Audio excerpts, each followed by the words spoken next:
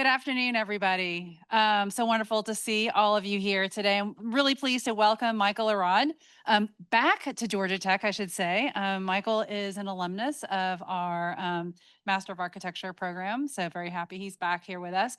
We are offering AIA learning credits for this lecture, so if you didn't sign in when you came in, the sign-in sheet is at the table outside the door. Before I introduce Michael, I do want to share a little bit of a history about the Academy of Medicine lecture series. Yes, I realize we're not in the Academy of Medicine auditorium. We're sitting in our own auditorium. But I thought it would make sense to hold this lecture here back in the East Architecture Building. This series was endowed by the nonprofit Atlanta Medical Heritage, and it was to establish a lecture series that was focusing upon the continuing influence of architecture in the classical tradition and its relevance for contemporary architectural research and practice. These annual lectures have brought in prominent practitioners and scholars in the field, and they offer insightful accounts about how new tools are being critically and creatively deployed to reimagine the humanistic tradition in architecture. The very ethos of Michael's work precisely aligns with the aspirations of this Endowed lecture event. I want to just share the statement that he made about the Emanuel 9 Memorial. He said, iconography is so charged, right? I mean, even the word icon. It distills so much into a symbol. I paid a great deal of respect to Mother Emanuel's iconography while trying to use just the right amount so as not to overwhelm the project. We didn't want to let iconography become the dominating factor. I also wanted to fully reflect the 200-year history of this church, one that goes way back farther than what happened in 2015.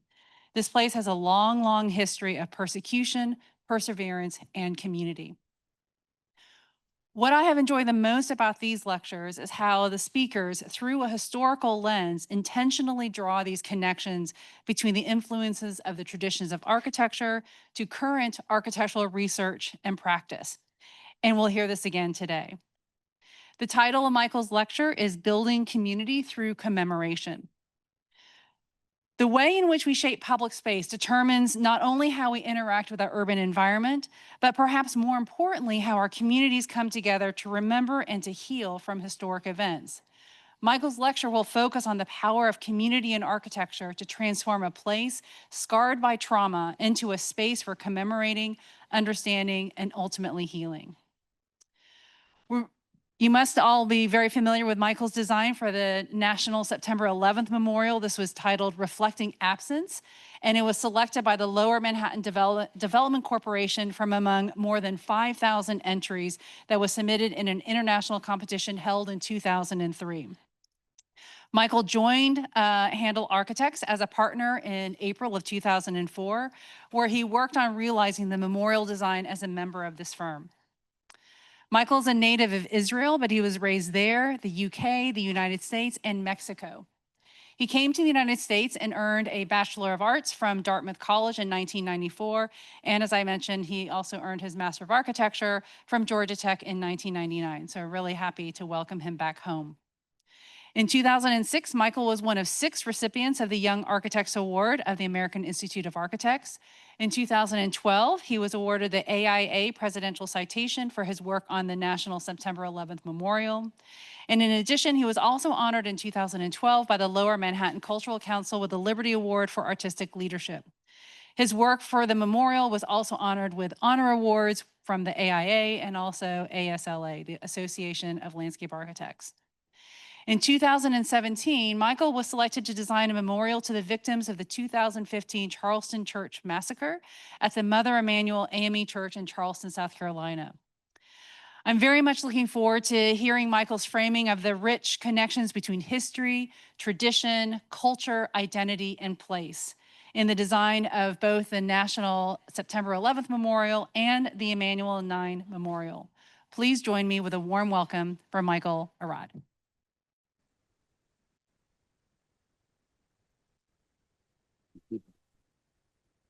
Thank you, Julie, for that kind introduction. It's really a pleasure to be back here. It's a bit of a homecoming to see so many familiar faces and to see how much this place has changed, but also so much remains the same. Even giving a lecture in this room feels like a homecoming. So let me just dive into it because I have about 180 slides and I want to leave time for questions. And I'm going to start with my work on the September 11 Memorial. I moved to New York after graduating from Georgia Tech in '99. Got a job at KPF, was working on the design of what was at the time the world's tallest building in Kowloon in Hong Kong. And it felt great to be in New York post-school.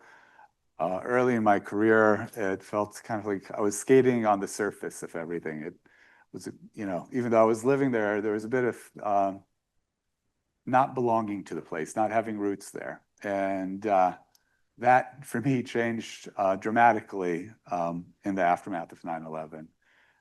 That day, my wife was already at work, another Georgia Tech alum. She got a degree in city planning here. And I was still at home in the East Village when I heard on the radio that a plane had struck the World Trade Center, and you could see smoke coming up from the towers from our bedroom window. And I went up to the roof of our apartment building in the East Village, and I saw the second plane sort of flying south down the Hudson River, turning around and crashing into the South Tower. And it was clear it was, what I'd thought a minute before might have been an accident was not an accident. And it changed my relationship to New York City. In many ways, I became a New Yorker in the aftermath of 9/11. And I think that was because of the way New Yorkers responded to that attack. And I think the way we responded, and I saw in New York a lot of courage and compassion, but also stoicism, was because we had places where we could gather, places like Union Square and Washington Square, street corners where we could come together. There's a phrase attributed to Churchill about how we build our cities and they in turn build us. And I think that was very true of New York. The way that we responded was in no small part because of the way that we were able to literally, physically come together and support one another. And I thought about that particularly a couple of days after the attack. Everything south of 14th Street was cordoned off. And we were living on 10th Street. And I made my way late at night to Washington Square Park and stood by that fountain in the middle of the park. And I walked up to that fountain. There was no ceremony. There was no service, but it was just a few people standing there. And when I walked up to the edge of that fountain and stood next to strangers, I felt somehow supported. And I think very much about the classes I had here at Georgia Tech, in particular with Doug Allen, and how important the virtues of public space are to a democracy, to the well-being of society. And I think that understanding was primarily cerebral for me, and it became an emotional understanding in the aftermath of that attack. It's what connected me to other New Yorkers. It's what made me a New Yorker. And so very much affected by what I had seen, I tried to start thinking about a memorial. This was long before there was a competition, and I couldn't actually imagine building anything at the site of the tragedy. It was a 6-story high pile of rubble. Bodies were being pulled out of it, smoke and flames. And it took them months to clear that debris away and to end the recovery effort. And so I was drawn to the site just west of the World Trade Center site, to the east, to the Hudson River. And I imagined 2 voids somehow formed in the surface of the water, as if you could carve the water open and the river would flow into these recesses and never fill them up, almost like an hourglass that never fills up.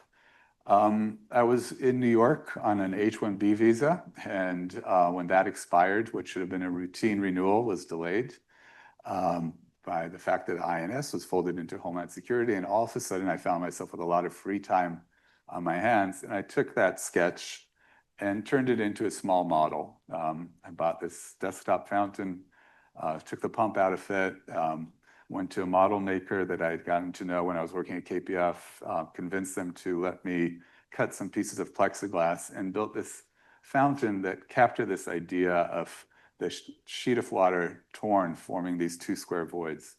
And I took it up to the rooftop of my apartment building in the East Village and photographed it against the skyline.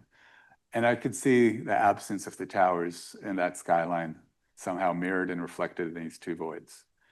And this was very much a, sort of a self-directed cathartic exercise. Some people might journal, some people might write poetry. For me, it was building this little model, photographing it, thinking about that experience, and then I set it aside. I came back to it about a year later, following the selection of a master plan for the site by Daniel Libeskind. And you can see the site on the top left of this image. It's about 16 acres in size. And that super block was created in the 1960s and 70s when about 12 city blocks were essentially erased, and one super block was created on which the World Trade Center site was placed. The master plan suggested bringing some of those streets back to the site. So letting Greenwich Street run north-south again, letting Fulton Street run east-west again. Not all 12 blocks were brought back, but all of a sudden you now had 4 new blocks in the city. The largest one, measuring about 8 acres in size, was set aside for the memorial. And following the selection of the master plan, there was a competition for the design of the memorial. As you can see, the master plan calls for the creation of 5 new office towers, which would rise around the site. And then in sort of a lighter green, you see the footprints of the Twin Towers set within a deeply recessed pit, some 60 feet below the surrounding streets and sidewalks. The south footprint had a building kind of cantilevering over it. The north footprint had a building bridging over it.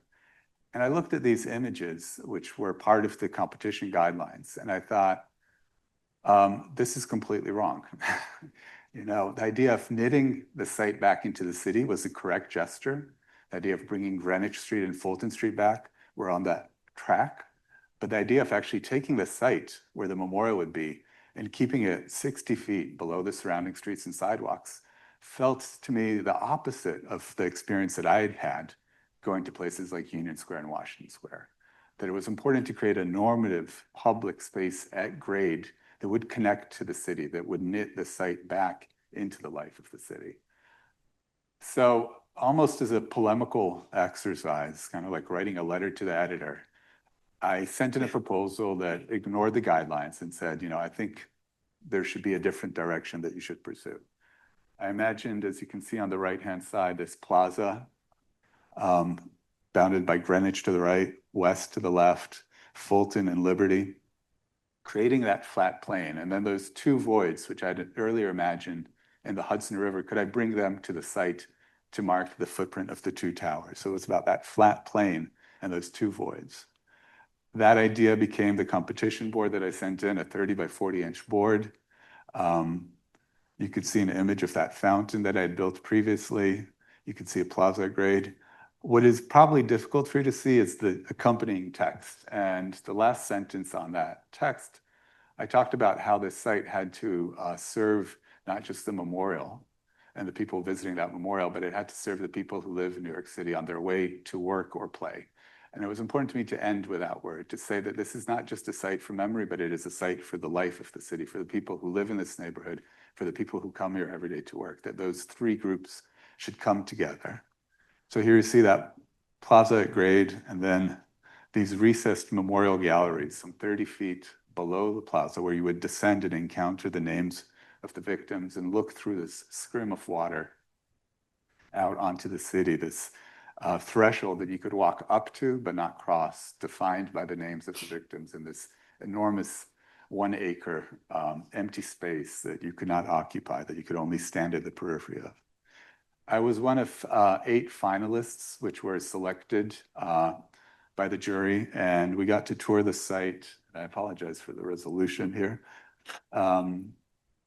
You could still see some of the subterranean parking levels color-coded on the left there. You could see the slurry wall, which Daniel Libeskind was very taken by, the master planner. And I think that was one of the reasons why he wanted to keep the memorial 60 feet down, to expose that wall. And I said, you know, we could expose this wall within a museum by creating a plaza that essentially served as the roof of that museum up above. And I remember snapping this picture of one of the cut-off steel columns. In the recovery effort, they used acetylene torches to remove those columns that had connected the towers to the foundation. And there was something incredibly powerful about just that absence, that mark that was left, right? That column is no longer there, but you could see its trace. And in many ways, I think this idea of reflecting absence was about letting that trace come through so you can see it and appreciate it, and rather than try and reconstruct it, and in doing so, erase that memory. As one of 8 finalists, I prepared some additional materials for the jury to review, starting to capture materiality, granite and pine trees, concrete, that's descent down these ramps through darkness to light and arrival at the very edge of each pool surrounded by about 1,500 names. And then the ascent back up to the plaza, transformed by that journey. I presented this to the jury and they said, you talk about this plaza serving not just as a memorial place, but as a living part of the city, yet these images, the materials that we see, still feel very somber to us, and challenged me to develop a landscape plan that was more resonant with those words. They didn't like the eastern white pines, which I thought were beautiful and towering. And I thought, okay, how do I bring in a landscape design in a way that doesn't overwhelm that first gesture of the flat plane and the 2 voids? And I called it abacus-like bands, sort of like beads on the wire of an abacus. There's an order. They can only travel left or right, but they can stop anywhere. And so this idea of a forest of trees that as you look in a certain direction, they snap into formation. And then as you turn 90 degrees, they have a much more diffuse, naturalistic appearance. And I remember actually sharing the sketch with Doug Allen. He said, I think you should turn the bands 90 degrees so they follow the arc of the sun in the sky. And that's what we did. And I came back to the jury with some of these images and this model. We started to see some of the benches and the trees occupying the plaza. And in January of 2004, the design was selected, and it was actually January 6, 2004. I remember sitting in my car. It was alternate side parking in New York. It was very cold. My battery had died. I was waiting for AAA to come, and I got a call asking me if I could come in to the LMDC that day. They had already announced on the radio that they had picked a winner, and nobody had contacted me yet, so I figured it was somebody else. And I said, today's not a good day. And they said, it's important that you come in today. So hope springs eternal. But we went about realizing the design in all of its details, from the most quotidian things like where would the information desk be, where would school groups arrive at, where would bathrooms for visitors be, to the most profound questions like what would we do with the unidentified remains of thousands of victims. This was one early idea, that they would be housed in a mausoleum at the center of the North Tower footprint, open to the sky above. So these images were from that time. One of the first things we tackled was the waterfalls. This is Paley Park on 53rd Street, beautiful little pocket park, a tremendous amount of water going over the top of that weir, about 3 inches, on a very sort of corrugated surface, which is what gives it that very sort of active, frothy appearance. Over at the World Financial Center, it's a very different type of weir where the water free falls as it reaches into that lower pool. We worked with a fountain designer in Canada, tested the waterfall, which you can't test at a scale. It has to be done one-to-one during the winter and during the summer. We tested various serrations and profiles to understand what would be the best shape for what we're trying to do. And the reason I'm highlighting this one small aspect is because one idea that was always inherent in the design was a way to mark both individual and collective loss. And I did not know at the time that there would be a way for us to highlight that in the design of the weir. But as you can see, the water, there's about 1 inch of water that goes over the top of that weir, and then these serrations separate that water into individual fingers. And that water falls about 30 feet, and about halfway down, the clarity of each individual stream dissipates, and that water becomes woven together. And to me, it was a way of expressing both individual and collective loss in a small way in the design. It was sort of latent in the design, but it was certainly not developed as I had the opportunity to develop it throughout that process. And, I think there's a misconception sometimes that design sort of springs fully formed on day one. It's actually a very long journey that I hope you guys embrace as you become architects, if that's what most of you plan on being. These are some images from the mock-up up in Canada. You could see the bronze panel with the raised letters for the names. You could see that sheet of water falling on the outside. You could see how clearly you could see out through it. And I thought this is quite beautiful. This is what happens like when we use too high an image resolution. But for a variety of reasons having to do with security concerns, budgetary overruns, and just sheer competition with other stakeholders on the World Trade Center site, those memorial galleries were eliminated. And we were asked to bring the names up to plaza level. And for me, these memorial galleries were meant to capture what I saw in this photograph. This is one of the temporary pools that they built every year at the Commemoration. You can see this was the 5th anniversary. And there's something reverent and spiritual that I saw in that space, which is what I'd hoped to bring to the memorial galleries. And when they were eliminated from the design in 2006, it was a very difficult moment for me. It was one of those moments where you felt like, am I going to lose this project in its entirety? Where is it going to go? And I found myself sort of standing at the edge of that void, not really knowing what we would build next. This is at the Brooklyn Navy Yard, where we had some mock-ups built. And one idea that we pursued for a while after that was that as the plaza ended, this water feature would begin, co-planar with it.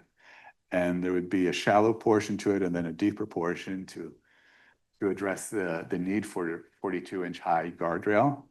And the letters of the names would somehow break the surface of the water, whether they were voids or whether they were raised. We pursued that direction for about a year, and our code consultant went on vacation, and we had a meeting, and somebody subbed in for him, and he said, I think you created a pool, and you're going to need a 5-foot fence in front of it and a lifeguard at all times. So back to square one again. Incredibly frustrating, but I thought, okay, whatever we're doing, we are now going to create something that's going to be 42 inches high above plaza level. And I had this idea of this sort of prismatic form that would come to a corner and the names would be inscribed on it. And water would well out of the top of it. Here you can see me furiously sort of making last minute adjustments before some visit. And so the idea was that you'd have these rivulets of water that come across the front and a torrent of water coming across the inside of the void. So something that whispered in one direction and was very loud in the other. And this too, unfortunately, was rejected. And you can imagine this process was incredibly stressful and difficult, but I believe that each iteration in some way informed the iteration that came after it. So there was a real sort of evolutionary process at play here, as well as sort of an idea of design creativity. And the design that is out there today that was built is about an 8-foot wide water table. It's 2 feet tall. And then above that, there's a bronze wing-like element that comes up to a height of 42 inches. And the names of the victims are inscribed into these thick bronze plates. They appear as shadows during the day. And at night, they're illuminated from within, appear as light.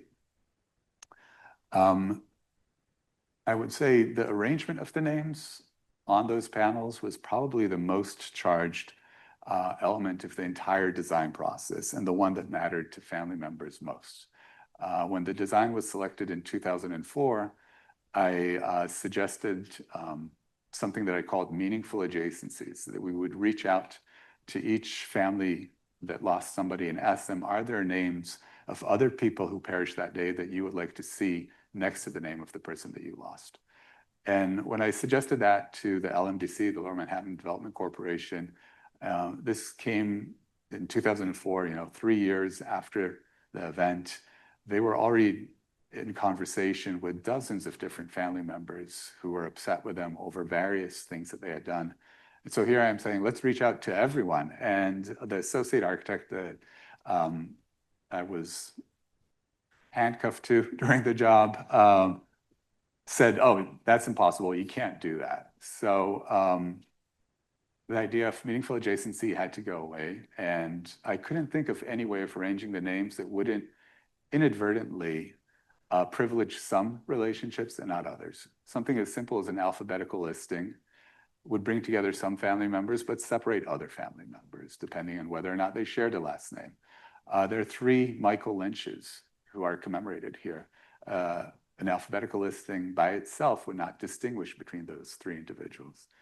And so I said, if we can't bring any order to this, we will bring none to it, and we will let the names fall where they may, haphazardly. And that was a very difficult proposal to make, because I knew that there were families that traveled together that day on the plane. There were people who were family members who worked together on those towers. And that by suggesting that, I was essentially suggesting that those names should not be side by side. And if you think it was difficult for me to suggest it, you can only imagine how difficult it was for family members who saw that as an added insult. So for 2 years, fundraising for the memorial came to a complete and total standstill.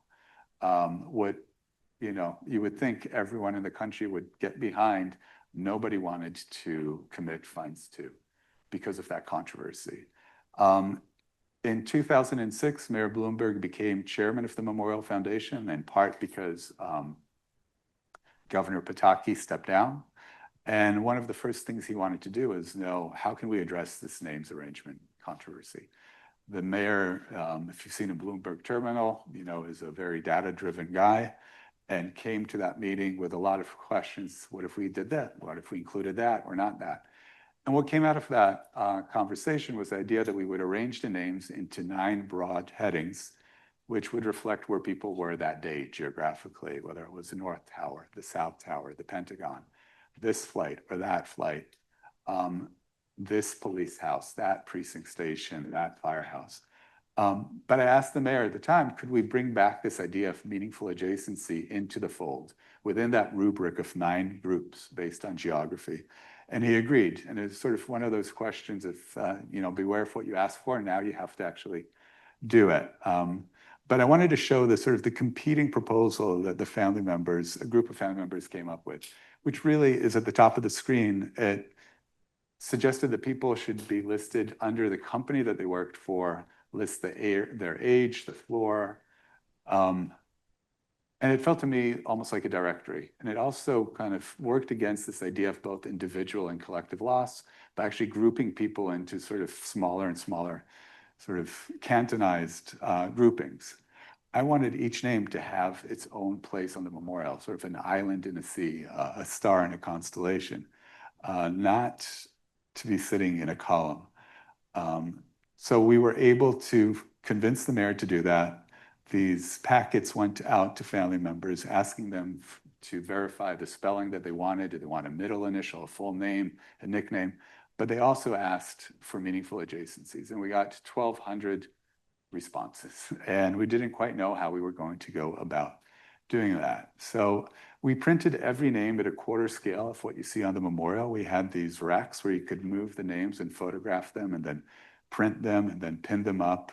Even when no meaningful adjacency request was made, we worked with people who knew the victims, coworkers, to try and put people together with the people that they might have perished with that day.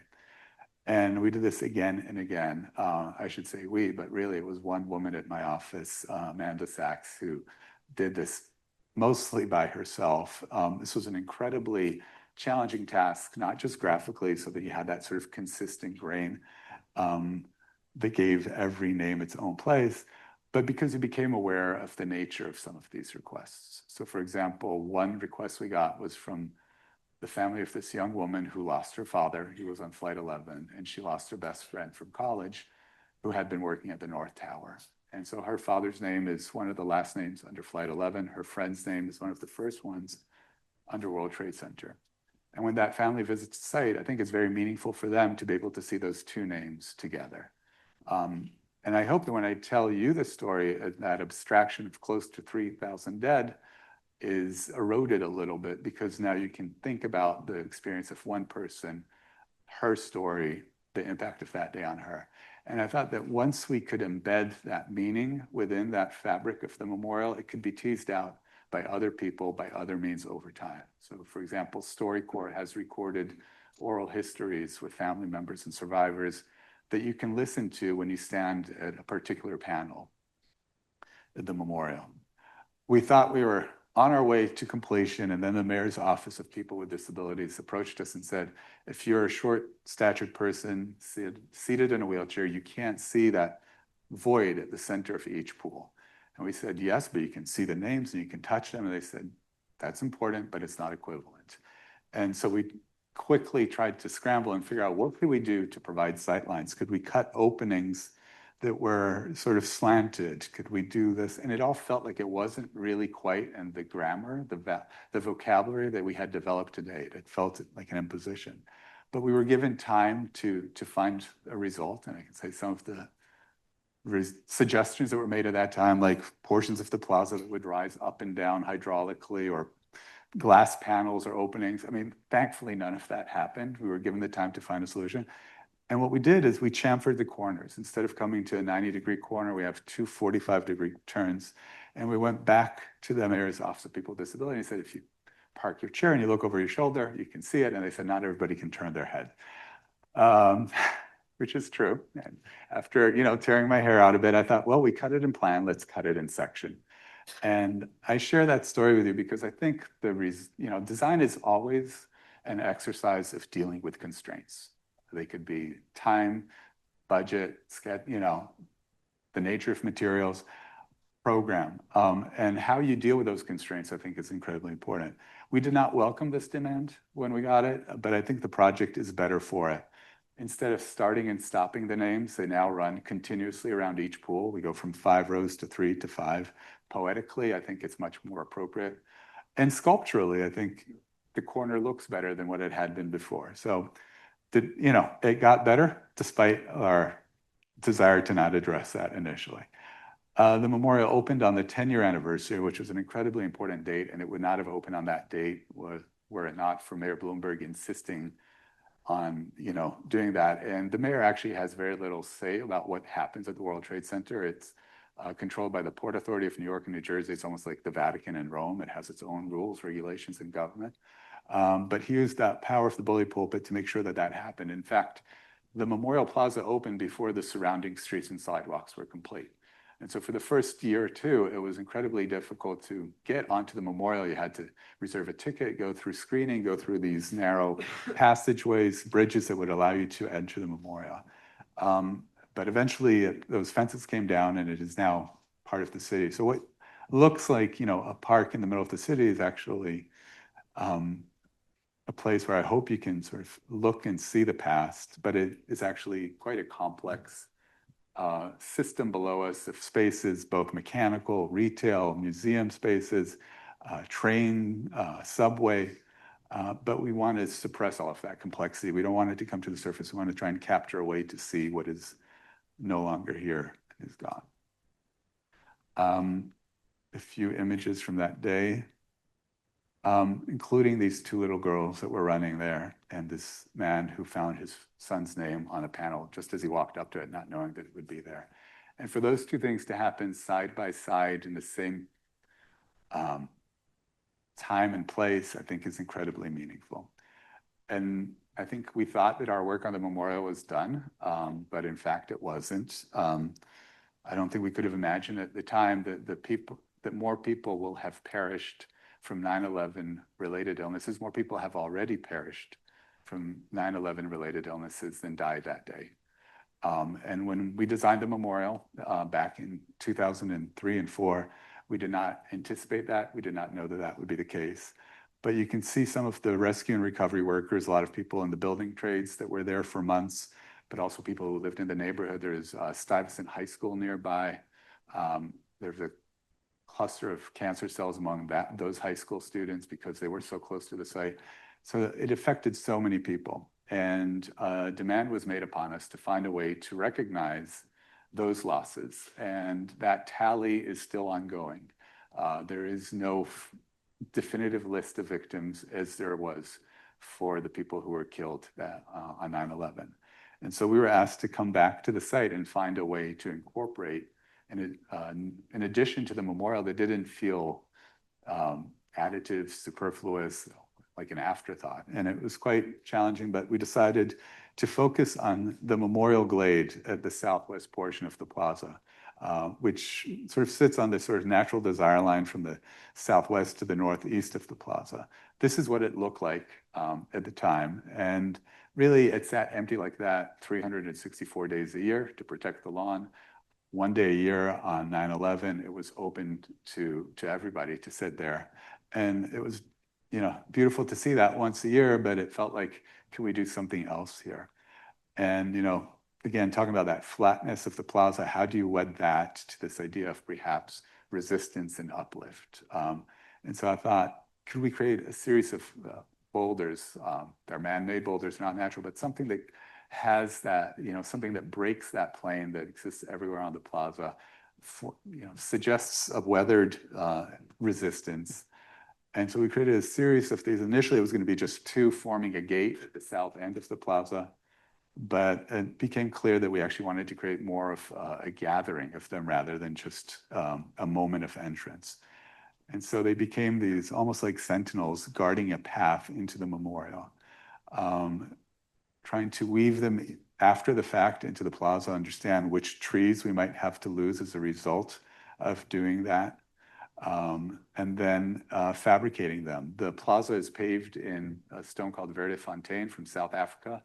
That quarry was closed by the time we needed more material, and so we ended up with Laurentian green from Canada. That's one of the craftsmen, Andy Hebert at Rock of Ages in Barrie, Vermont, working on this. And we looked at various ways to try and capture that weathered feel, whether it was sandblasting, eventually flaming ended up being the best thing. But this didn't quite capture the working group of that I was meeting with on a regular basis. And they wanted something that felt unique to the site. And we ended up incorporating salvage steel from the World Trade Center to sort of bind these stone elements together. There's a Japanese art called kintsugi, where you repair broken things with precious metals. And so the idea here was to sort of hold these things together with what was a precious metal, steel that was salvaged from the site. And this is it. After we opened it, it felt, very different than when the memorial opened on the 10th anniversary, because throughout multiple meetings, and I should say one of the first meetings, a woman named Sonia Agron, who staffed the relief tent that was set up at the site for months to help the recovery workers, a place where they could go and rest for a few minutes because people were working around the clock. And she told me that when she visits the site, it didn't feel like there was a place for her there. And that was kind of heartbreaking to hear that, because you want to serve everyone, but it felt also like, if that's how she feels, I needed to find a way to address that. And so by the time we opened this memorial, it came in the wake of multiple meetings with this community that what initially was really seemed to cater to first responders and recovery workers became broadened to the entire 9/11 community that suffered from these diseases. And many of them felt ignored, which, there was a sort of focus on 9/11 and ignoring these people that suffered for years thereafter. And so it felt very powerful to see the memorial dedicated on that day. And now to the last project, Charleston. And yesterday there was a church shooting in Michigan. It just seems to be endemic to this moment in our culture. But I think what happened in Charleston in 2015 felt particularly horrific to all of us, and perhaps because it was one of the first moments, but the fact that this killer sat at Bible study with a group of people that welcomed him in and then killed them. And the forgiveness that was extended to him almost immediately by family members who grieved seemed to touch a nerve even in a jaded country. And it brought this attention in Charleston to Mother Emanuel Church. You could see the immediate aftermath, all the people gathering in front of the church to show their support. The church is centrally located right off of Marion Square at the center of town. And it became this, this place where people left flowers and other ways of expressing their condolence. This was, and one of the first questions that we had to struggle with was, where would we build a memorial? Not so much what would the memorial be, but where would it be? And we proposed a reframing of the church grounds, that we would eliminate the parking that flanked the church left and right, and then just create a wall on 3 sides, open it onto Calhoun Street to the south, very much a Charleston typology, the sort of red brick wall covered in fig ivy. And by doing so, we could create a space for the memorial. And that was really the first step. And in fact, there was no, when I was one of a handful of firms that were approached by the church, they did not ask for a design at all. They asked for an essay on my understanding of the events that occurred there and the nature of forgiveness. And I thought that was incredibly difficult, right? I think as designers, we want to sort of hide behind our drawings and models. But it was incredibly smart because it actually, the idea that somehow, without any conversation with people in this community, far away in New York, I could offer the right answer is mistaken. And they knew that. And so these conversations eventually led to a lot of different sketches. And an empty page is a little terrifying as a designer because you want to have a thread to follow. And one of the first ideas that I pursued was actually figural representation, which is something I've never done in any of my projects. But I thought it was important that when people come to the site, they understand who the victims were, that they should be able to see right away that they were African-American men and women. And this idea was embraced by a lot of people who were part of the design process, but not universally. And in fact, the pastor had the most reservations about it because he felt it shifted the focus of the design to the commemoration of 9 individuals, when in fact, this church has suffered an over 200-year history of persecution, from slavery to Jim Crow to the struggle for civil rights, and that it was important to actually tell a much broader picture, and a picture that was rooted more in faith than in individuals. And so we went back to the drawing board again and came up with many different ideas and tried them. But the thing that I kind of came back to, this idea of 9 boulders, sort of a cluster that brings people together, or something as simple as 9 pews and an altar at the end of the space. A broken cross. But it was this idea somehow that seemed to germinate the process of, creating a communal gathering space, a congregational space, a space that is not unlike the church in many ways, right? That brings people together because it was that communal aspect that allowed this congregation to survive through so much hardships over so many years. And so we ended up with this idea of these fellowship benches that face each other in this new memorial courtyard, open to the street, trying to make it as public as possible, even though this is on private land. But the idea of creating a courtyard that shelters this moment, but also a place that invites the public in, that literally the gates are thrown open for you to enter. And this was a rendering of that idea of these 2 fellowship benches flanking the names fountain. And so you see on the left, existing conditions, on the right, idea of a memorial courtyard on one side, and then a survivor's garden to the right of the church behind these 2 Charleston singles, parking primarily behind. Image from a model that we recently displayed in Charleston. So we talked about iconography earlier. So for me, let's call it an agnostic Jew from New York, I was very much as from away as you can be when it comes to Charleston. I'm not African-American, I'm not Christian, I'm not native born. And it felt like such a responsibility to live up to this to these expectations. A huge responsibility. We worked with Michael Beirut from Pentagram to develop a font that was based on the hand lettering that he found in the church windows, which you see here. The water wells up from this crosscut at the bottom of this bowl, and then it spills over the names. You can see the names rendered in black marble, inset into marble. And then these two fellowship benches flanking each other. I was actually in this auditorium listening to a lecture by Guy Nordenson years ago. And he's the structural engineer that I reached out to and who's working on this project with us.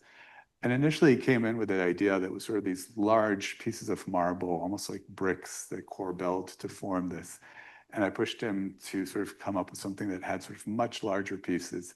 And what is interesting here, most construction that you see nowadays, it's stone is just a veneer. It's like a wallpaper that's applied to the outside of the building. This is actually a load-bearing masonry structure in a seismic zone. And so it had to perform, it does form a shallow arch in plan and profile, so it has some natural stability to it.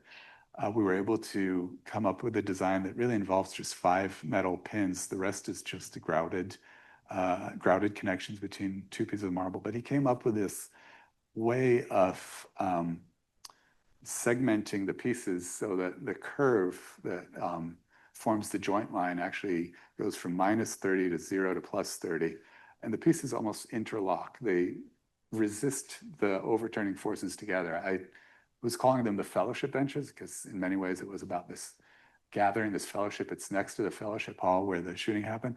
I didn't imagine that we would find a way to sort of structurally reinforce that metaphor.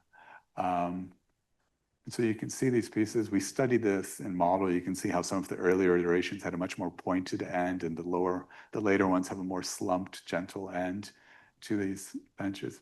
In addition to the fellowship benches and the fountain, there's a third element in the memorial courtyard that we call the contemplation basin.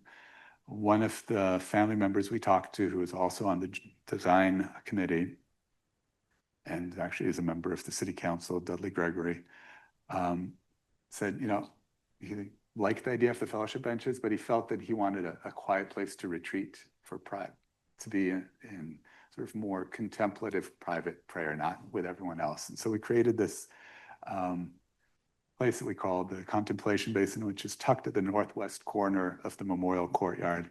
It's quite simple. It's a white cross that's appended to the wall, a black water table, and then a white bench in front of it. So that you can be with the group, but be apart from it. The corollary to the memorial courtyard is the survivor's garden. There were 5 survivors of the attack, 3 adult women and 2 young girls. And we're hoping to create a place that's quite different in valence from the memorial courtyard. If the memorial courtyard is more somber and dedicated to commemoration, this is more of a living place. So we have 5 live oak trees and 6 benches, 1 for each survivor and 1 for the church itself, the survivor, kind of forming a perimeter around a simple lawn, a place where you can imagine groups gathering to learn about what happened here, or a wedding being celebrated. So here we're looking to the north towards that parking lot. The Charleston singles are to your right, the church is behind you, and here's sort of Calhoun Street off on the left, and the passage that connects the memorial courtyard to the survivors garden all the way on the right hand. The survivors gardens have these benches that kind of gather the water that falls into a scupper almost, and we were able to kind of bring that ovate shape of the fountain back into the ends of these marble blocks. And all of this is really a modern reinterpretation, I think, of the Charleston vernacular that is there. The red brick walls, the fig ivy, the crepe myrtles, the live oaks. It's these materials. It was very important to us. We had to present to the Board of Architectural Review in Charleston. They are,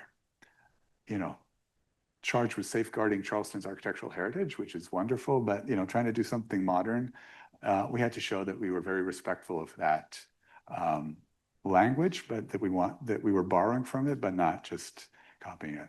This is the quarry in Danby, Vermont, where the marble is from. This is a model that we built in-house. This is actually a high school student built the one on the left, just cutting the foam with a hot wire and then assembling them with wood skewers, like kebab skewers, to form them together. We kept refining this because this is a hard surface, but it needs to be comfortable, and we wanted to make sure that the depth and height of every element was the same. We like to test things in our office. So we built, for example, a working model of the very edge of the fountain. What was important for us was that the water, as you can see the water here as it wells up and then it flows over the edge, that's where the names will be inscribed. Then we want to make sure that the water would adhere to the underside of that curve as it came there. So you can see that underside here as it will be illuminated at night, forming sort of a halo around it. The marble is being fabricated in Wisconsin by a company called Quara, using very sophisticated machines, but also handwork to finish everything. And you can see some of these pieces, load-bearing masonry is, I would not recommend that for your next project. We had to discover a lot of things in the process, but one of the ways in which we tested the process was building this mock-up in front of the church, in part to draw attention, but also sort of proof of concept that it could, be built. You can see the paving, the bluestone paving, the light fixtures, the marble illuminated at night on the right. And on the right-hand side, you see Polly Shepard, one of the survivors, one of our board members, sitting there with John Darby, the co-chair of our Memorial Foundation. We had a groundbreaking. The soil in Charleston, where we are, is very poor, so we have an incredibly deep foundation system here to support the weight of this. Recently, the lower half of the east bench was installed. You can see that they fabricated all these pieces to sub 1 millimeter tolerance, which was, and the placement too is very, very unique. So I don't know if you can see here that instrument on a tripod. There is a scanner that feeds to a computer model. So we have our sort of optimal placement. We have our digital best fit, and it's a slow process. Everything comes on this gantry crane that you can see the tracks left and right and overhead. And I just wanted to end with this quote and about why I think public space, and I know that this is on private grounds, but we're trying to make it as public as possible, is important for us because it's something about our shared collective identity, which I don't think can be captured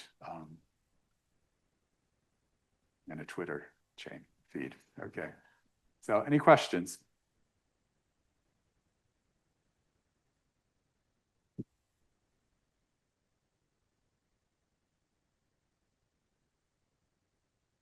That was fantastic. Wow.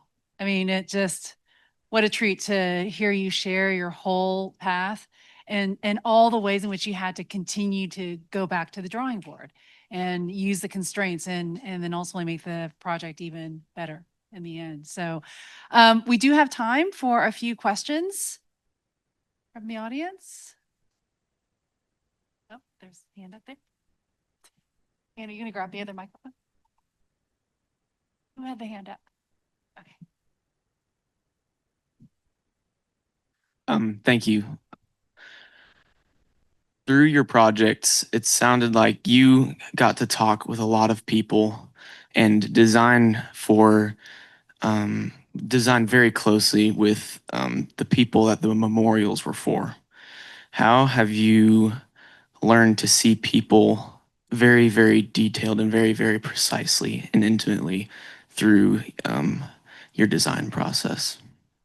So it wasn't an easy transition for me to make. In fact, the first project I showed you was essentially me designing for myself, right? And all of a sudden you're going from an audience of one to serving others. And I think when I talked about what happened in 2006, for example, with the loss of the memorial galleries, I think for the first couple of years, I was trying really hard to hold on to everything, like to the inch. Like if I drew it that way, it had to be that way. And I think it took realization. Once you're free falling, then you start, it focuses your mind in a way. And when I didn't hit bottom, also realized that, what's more important than those details, the to the inch, where, my first drawings, I knew where the joint lines in the concrete were going to be. What was much more important were actually the ideas and the conversation. So on the 9/11 Memorial, the ideas were really about creating a civic, democratic public space at grade that's part of the city, and a place that makes absence visible and tangible. And when you have those ideas guiding you, they can guide your understanding and synthesis of feedback from so many people. How do you hear it, but you have to sort of run it through your own understanding, right? Because you're not just a transcriber. You hear something, you have to somehow digest it emotionally and intellectually, and then respond to it with what you bring to the table as a designer. And so what was very difficult for me initially became easier because I just had to do it more and more. And in fact, at this point, I can't imagine beginning a design process without a conversation with the people and groups that you're meant to serve. It doesn't mean, especially in New York, I mean, there were so many different voices that said things that you could not satisfy each and every voice. That would just be physically, programmatically impossible. But what you can do is, I think, what New York did, which I think I can't take credit for, but rather the people that ran this project, was find a way to open it to many voices, which is not to say that it was completely democratic and everybody had the same say. Obviously, somebody like Mayor Bloomberg had much more say than somebody else. But it was a process in which many voices could be heard, ideas shared, and ideas that gained traction. And they could be introduced by anyone. So there are elements, for example, of the 9/11 Memorial that I didn't touch on. For example, somebody suggested this survivor tree. It was a tree that was at the World Trade Center site and was pulled out of the rubble, nursed back to health by the Parks Department. And somebody suggested bringing it back to the site. It was not something Peter Walker, the landscape architect working on this, or I thought was such a great idea. It actually was a great idea. That tree is such a symbol of survival and recovery. And it's a place where people gather at the World Trade Center Plaza after, events, sad events like the Pulse nightclub shooting or the Bataclan shooting. It becomes like a place where people gather. It's a touchstone. So you have to just be open to hearing other voices. You have to solicit them. It's not easy to sit with victims' families who very often, if you are a figure of authority because you are part of the rebuilding process, you by default are part of that authority, you're being railed against because people are angry and upset. And but you have to find a way to hear those voices, and not necessarily, the prescriptive ones are not helpful, right? Like, oh, I think you should make it this tall or that color. It's the ones which are more descriptive about, I think it should capture this, or it should speak to that. And it leaves it to the designer and everyone else who's involved to try and find a way to do that.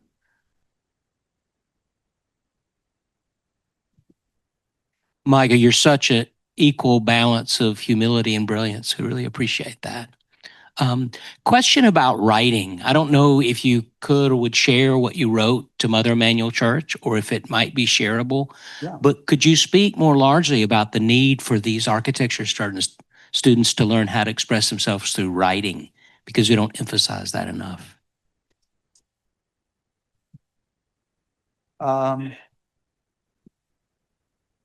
Yeah, I think, design is a form of communication, right?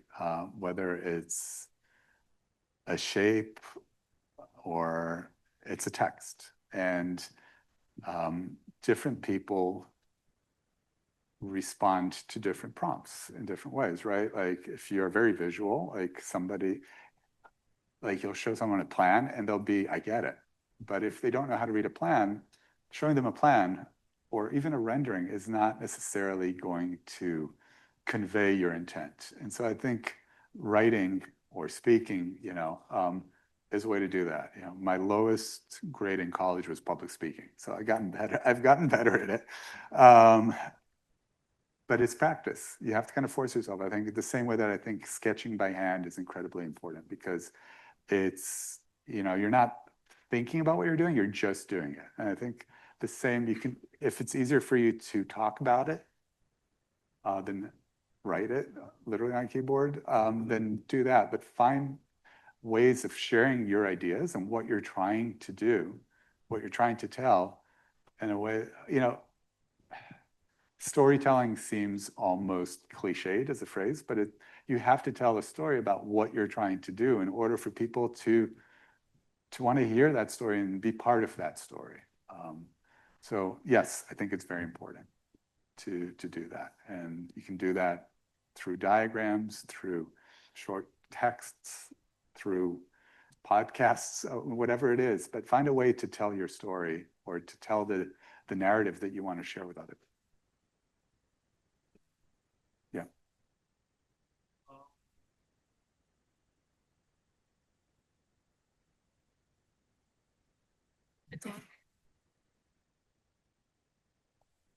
Um, like when you were designing for the 9/11 memorial, right? It was a big area in a city, and it was a very open space. So everything kind of just harmonized together and felt like it being a part of the city. And then it still conveys the message. It takes you through the experience. It conveys what it stands for. And when you're working on the Interrupt you for 1 second. Yep. I'm smiling because it was nothing like that. Yeah. Because we literally fought for inches so we're on a 16-acre site that we Oh. share with a port authority. They were building the PATH train station below us and next to us. Literally one day I saw a rendering circulating that showed 12,000 square feet of glass skylights inset into the paving of the Memorial Plaza, because the architect for the PATH station thought it would be wonderful to bring daylight down to the tracks, which if all you cared about was the quality of light at the PATH tracks, it would be wonderful. But if you cared about what was happening on the plaza, and there's like a clear delineation, Greenwich Street is there, the PATH building is on one side, the memorial is on the other side. Good fences make good neighbors. I had to fight to get that removed. And for months, it seemed almost intractable because the Port Authority had his back and said, we want skylights. And we developed all these paving patterns that wove in smaller skylights that were at least oriented east-west and not on the parallel to Greenwich. The corner of Greenwich and Fulton Street, the sort of northeast corner of the Memorial Plaza, at some point, it used to be the old shoreline of Manhattan. Shorelines are level by definition, right? Somebody had literally grabbed it up 12 feet because they thought we could put more program underneath there. We would have more shops in the concourse. So as you're going to look across Greenwich Street, instead of seeing the plaza, you would just see this asphalt hill going up and down. So I appreciate you saying that it's a big open space that looks like it's harmoniously tied in. That was a struggle every step of the way. There was nothing natural about the subdivision of the space there. The ballooning budget for the memorial, for example, at some point they said it was over $1 billion, was because the Port Authority wanted us to pay for the columns that supported the plaza, but also conveniently supported the PATH train station. So, there were a lot of these fights, some of which were reported and some weren't. But I'll let you finish your question. So my question being that when you're working on the memorial for the church, right? It's not as big of an area. It's pretty confined, relatively, and the church has also got like history and architecture which goes back 200 years. So how are you harmonize your addition to it along with the beauty and the message and what it already stands for? So I'm not sure I completely understood the question, but let me know if this answer addresses it. In Charleston, really the history of the church for us inspired the design language. So even the choice of white marble is because that church is covered in white stucco. The font that we worked together with Pentagram to develop was literally inspired. They came to the site and developed 3 different ideas based on what they found, whether it was in the fellowship hall or in the stained glass windows. The survivor's garden choice of live oaks, very much, or that brick wall covered by fig ivy, was very much trying to respond to the architectural language that we found either directly at the site or nearby. So my thing was like your installation and what you'll be building in there, it looks very modernistic. Very modern. Yeah, like very modern. And whereas the church and the architecture that they'd be following is like it has. You can find curved marble walls for you that are 200 years old in Charleston. I can. And we found them, So I think you just have to look a little bit harder at that historical context and pull from it. But literally curved marble elements that are over 100 years old. Thank you. And of course, it shouldn't just try to pretend like it's been there for 200 years, not at all. But it didn't come out of nowhere either. It came from the history of the site, obviously interpreted by my peers. Hi, thank you for that lecture. My question was about the 9/11 memorial, and in our criticism class, we just read a piece of criticism about the 9/11 memorial and about I'm blanking on the name, but he walked through this place with some preconceptions based off the renders and the conversation in the city, and then he was kind of struck by the sound actually of the water coming over the edge and creating this roaring sound like the buildings were still coming down in his head, given that this is just one critic's takeaway. But I'm curious what did you kind of like feel that as well when you're testing it, or what was the intention there? I wouldn't say roaring, but it's certainly muffling of the sounds of the city.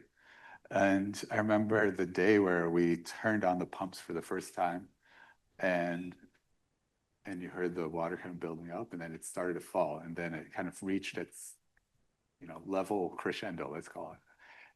And it was great because you don't really know exactly how it's going to sound until that moment.